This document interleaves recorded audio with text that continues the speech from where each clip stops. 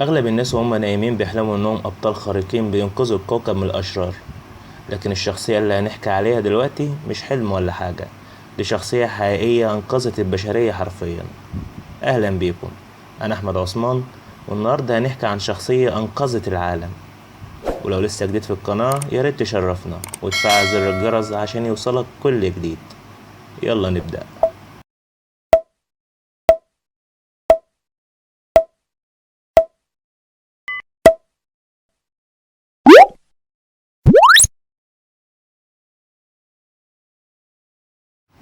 المهندس والمخترع ويلس هافلان كارير. اتولد كارير في نيويورك عام 1876، والمعلومات عنه قليلة جدا، ولكن المعروف عنه انه كان بينتمي لكنيسة المشيخية بالاضافة لانتمائه للحزب الجمهوري في نيويورك. اختراعات كارير كتيرة جدا، لكن من اهمها انه قدر يطور الطريقة الصحيحة لقياس قدرة انظمة التدفئة، وتعين مدير مسؤول في قسم هندسة الاختبارات. وغير كده اخترع منظم لدرجات الحرارة والرطوبة في شركة سكيب ويليامز الخاصة بالطباعة والنشر اللي كان مقرها في بروكلين. والشركة دي كانت نقطة تحول لكارير، لأنها كانت بتعاني من مشكلة في طباعة لون معين بسبب ارتفاع في درجات الحرارة اللي كانت موجودة ساعتها على الورق والحبر. واللي قدر يخترع مكيف للهواء سنة 1902.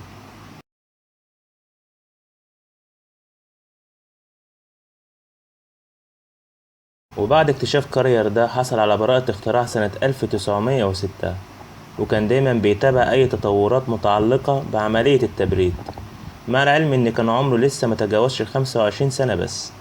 وقدر بعد كده يطور من اكتشافه ده، وأضاف له مميزات زي التحكم في درجة الحرارة والرطوبة ودوران الهواء وكمان تطهيره.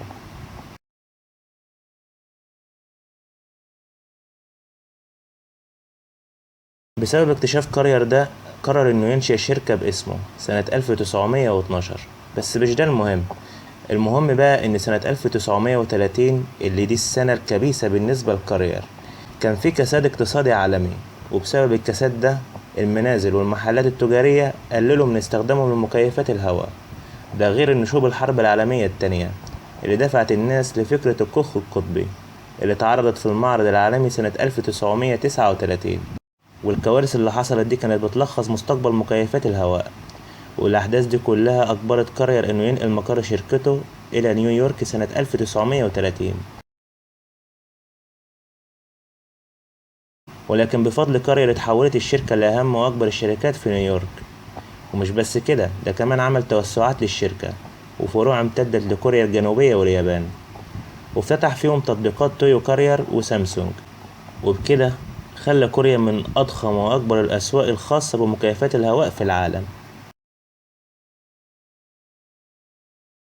اختراع كارير لمكيفات الهواء عمل ثورة صناعية ضخمة على مستوى الحياة في أمريكا، وبالتحديد في فصل الصيف، لأنه زود عدد الأشخاص المهاجرين في فصل الصيف.